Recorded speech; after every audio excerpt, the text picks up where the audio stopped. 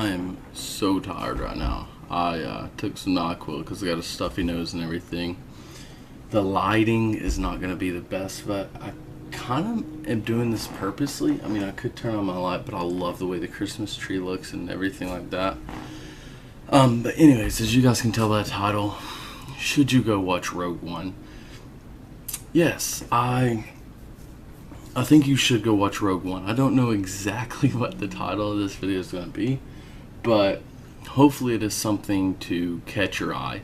But yeah, just to settle it, yes, I think you should go watch Rogue One if you are a big Star Wars fan, just because it's really going to bring 3 and 4 for you, just completely together. Just this movie, in case you didn't know, because I didn't know at first, is supposed to be what happens in between 3 and 4, and basically how they figure out how to destroy the Death Star. I don't want to spoil this movie for you if you have not seen it. So if you do not watch it, please, or if you have not watched it yet, or anything, or don't know what happens, please click off of this video. But before you click off, leave a like anyways.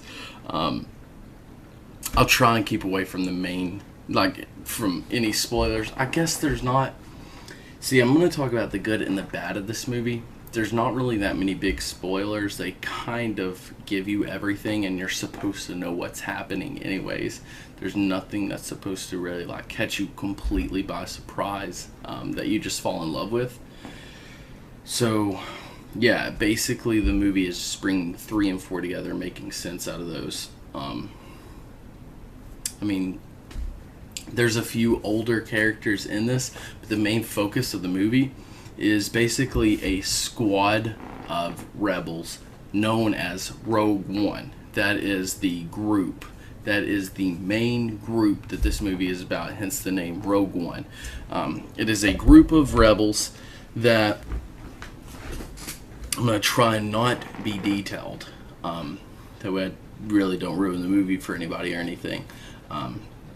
Basically, it is a group of rebels that have one sole mission: to help the rest of the rebellion for the rest of the Star Wars movies. They pretty much set the tone and set the war for the rest of the rebels in every other Star Wars movie to come after 3, basically. So Rogue One takes place right after 3, right in the middle of 3 and 4, and it sets the tone for 4, 5, 6, and just the rest of the movies from there. That is just the sole purpose of the movie. Now, some problems that I have with the movie. I honestly, some people may hate me for this, but I like The Force Awakens better than this movie. And here's why, though, okay?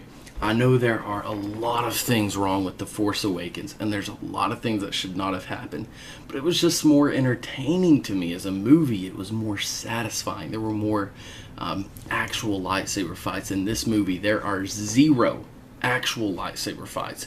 0 actual Jedi hand-to-hand combat with lightsabers going at it. None of that in this movie. And in The Force Awakens, they obviously had that. I mean, even though those lightsaber fights, Finn should not have been as strong as he was or anything. We already know all this information, but it was just more entertaining as a movie. It was more put together. I just felt like the idea of Rogue One is absolutely incredible. But the movie itself is just maybe a tad bit weak for a Star Wars movie. And I apologize for saying that, because there might be some hardcore fans out there that really like this movie. But remember, guys, that is just my opinion. I don't really remember anyone's name in the movie. There was no character that really stands out to me that I really just fell in love with, that I wanted to know his name or care more about or anything like that. It's just they really give you no actual character to just kind of set your focus on and really truly feel that character, know their name, and feel like you connect to them.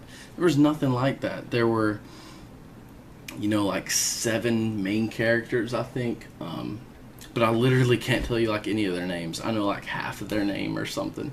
But it's just, yeah, they didn't really set it up. This movie is more of an objective view as far as what's happening. It's not really that subjective, so it doesn't really portray a character heavily on the audience, like one or two specific characters. It doesn't like actually like put you in their shoes and try to make you really love that character. Basically, the main goal, and I've already said this, but the main goal of this movie is just to show you in detail what happens between 3 and 4. So overall, it's a pretty decent movie, but it's just not a Star Wars movie that I fell in love with personally, or that I really enjoyed. It's not a Star Wars movie that I would want to personally go pay at the movie theater to watch again. And that's just my opinion, guys. So all in all, should you go watch it? If you're a big Star Wars fan and you just really want more information, then yeah, I would say go watch it. If you just like Star Wars just because it's cool though, or anything, and you aren't like heavy into it, then just save your money. Nah, don't go watch it. That's it though, guys. As always, leave your opinions in the comments and let me know what you think about the movie. If you have already watched it, if you watched it, did you enjoy it? Did you like it better than The Force Awakens? And what is it just on your list? Is it one of your top favorite Star Wars movies? And if so, then why? And if not, then let me know what you disagreed with as well. But anyways, guys, thank you so much for watching the video. Drop a like and please subscribe. Thank you. Peace out.